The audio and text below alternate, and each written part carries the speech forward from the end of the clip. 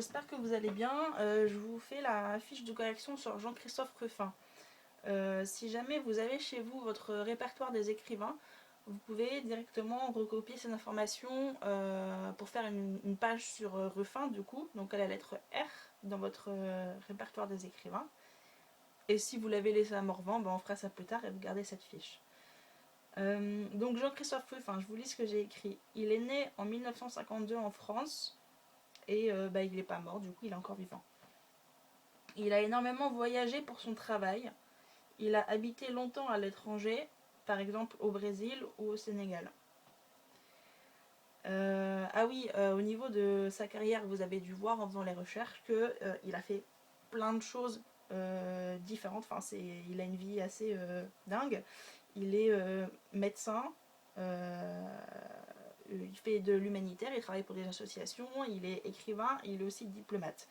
Donc si on reprend médecin, j'ai mis donc médecin, il a travaillé dans des hôpitaux normal, mais aussi très investi dans l'humanitaire, donc dans les associations.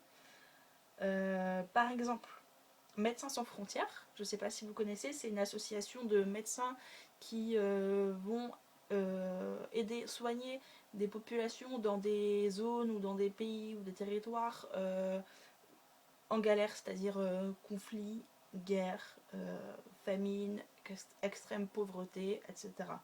Donc le principe de l'association, c'est des médecins de plusieurs pays qui vont là-bas bénévolement pour soigner les gens. Parfois au péril de leur vie, parce que des fois ils arrivent en plein milieu d'un gros conflit et eux ils veulent juste soigner les gens, quel que soit leur côté dans le conflit.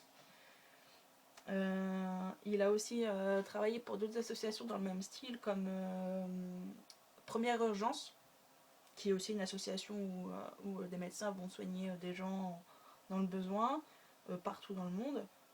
Médecins sans frontières, c'est partout dans le monde. Et il a aussi travaillé pour la Croix-Rouge, par exemple.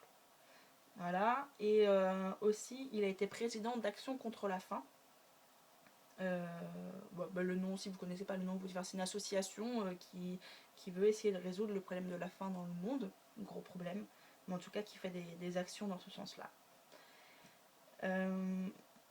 En parallèle de ça, donc médecin, humanitaire, aussi écrivain bien sûr, c'est pour ça qu'on l'étudie.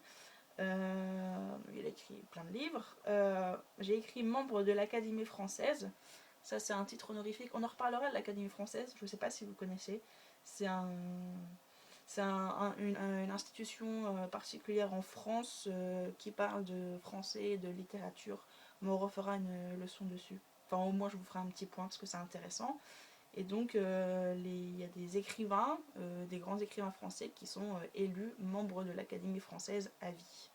Et même, ils ont un chapeau comme ça et une veste brodée. C'est un peu ridicule. Bref. Donc, il est membre de l'Académie française. Et pour ses livres, de manière générale, il a reçu beaucoup de prix littéraires. Il est très reconnu en France.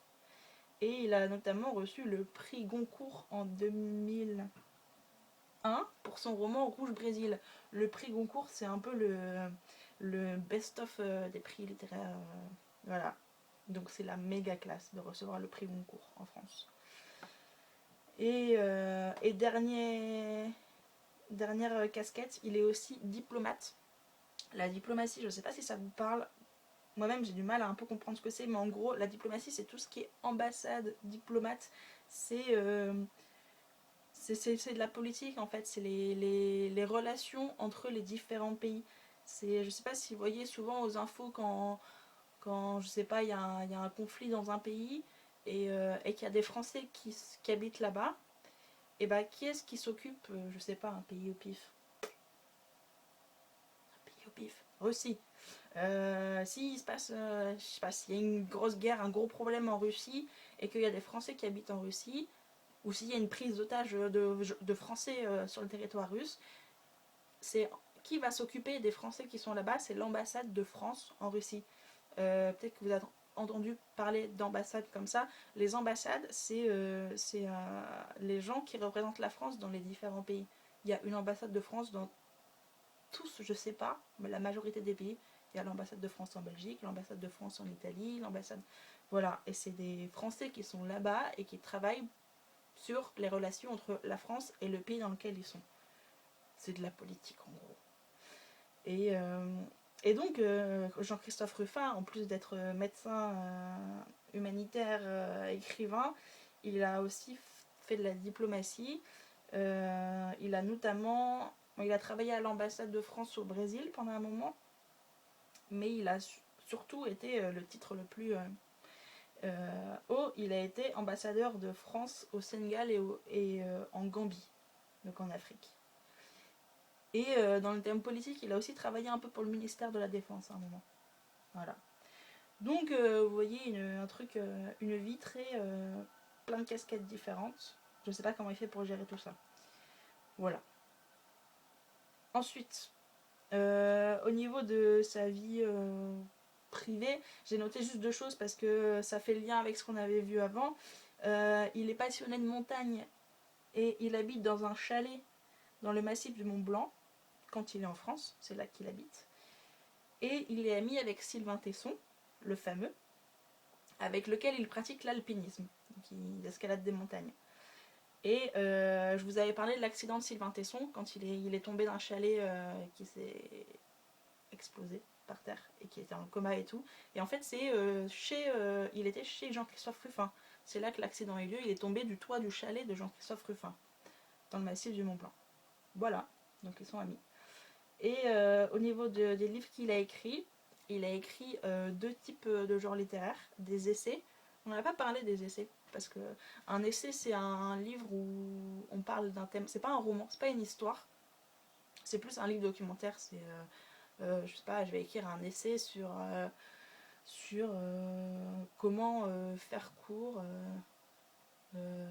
au collège, ou un essai sur la situation géopolitique de l'Italie. Enfin, vous voyez, un essai, c'est un livre où on parle d'un thème de manière précise. Enfin, bref, on fait de la recherche, quoi.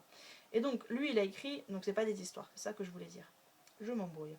Il a écrit des essais que j'ai pas lus, mais d'après ce que j'ai compris, en général, de son expérience de médecin un peu partout dans le monde et aussi de diplomate un peu partout dans le monde, ambassadeur ou diplomate, il a écrit des essais sur le thème de l'humanitaire dans le monde, comment ça marche, à quoi ça sert et tout ça. Par exemple, le piège humanitaire quand l'humanitaire remplace la guerre. Voilà.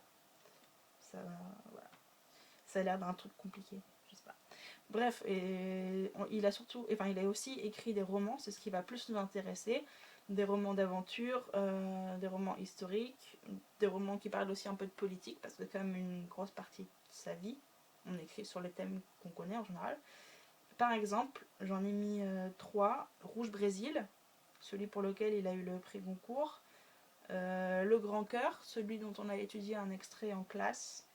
Et Les 7 mariages d'Edgar et de Ludmilla, qui est sorti il n'y a pas très très longtemps. Voilà, l'histoire d'un homme et d'une femme qui se marient 7 fois dans leur vie. C'est rigolo.